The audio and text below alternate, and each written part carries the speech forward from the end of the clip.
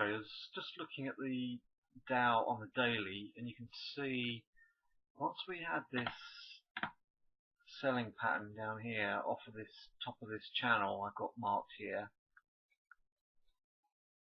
once we sold off from here, we just came down to a lot of support, and we immediately reversed that selling and then started pulling up right back into close to the top of that channel again.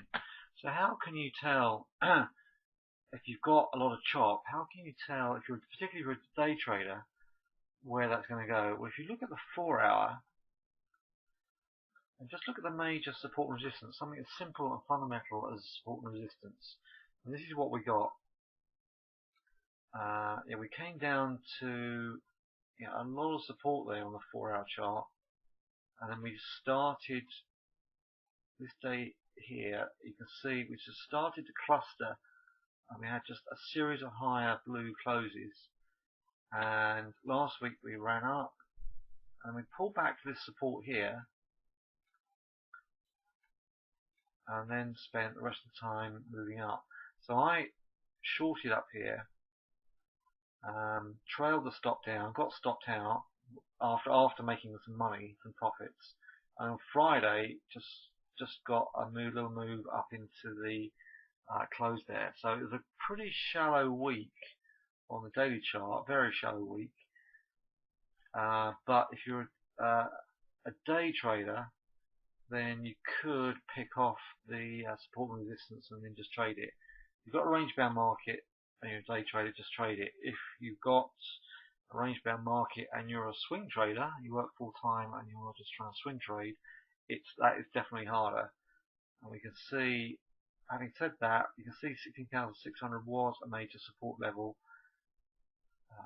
which you could have bought with a stop under relatively close, literally under that 590 if you mind, if you can pick off that spot.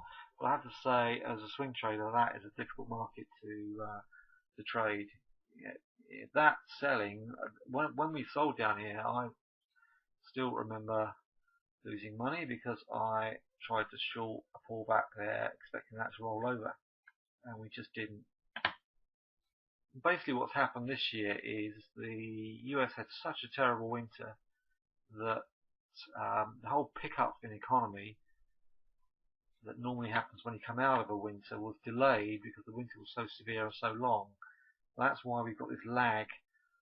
Normally it's sell in May and go away. Well, at the moment we haven't got a sell signal.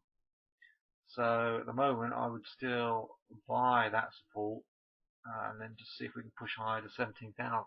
We've got non-farm payroll on Friday, and what else have we got? We've got UK and Euro rates on Thursday. In the first half of the week, the US data that is coming out is all projected to be positive. I say projected, obviously we don't know till we get there. So short term, late into Monday, I would look to see where we are and to potentially buy a pullback to see if we can break that high and run. Otherwise, you can see the massive amount of resistance there in the 4 hour that we tested at the highs on Friday. We're 20 points off, something like 15-20 points off the all-time highs there, and which were from May 13.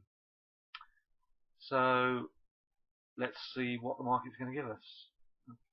In the meantime, if you're a swing trader, I suggest you stand back and see how we close on Monday. If we break a higher, then buy a pullback to 700 or 715. If you are an intraday trader, then wait and see how the US opens. See where we are about an hour or so after the open, and see which way the market wants to go. Okay, I hope that helps. If you want to look at the premium video, then you're welcome to do a 14-day free trial. Email me for details. Otherwise, see you at the next update.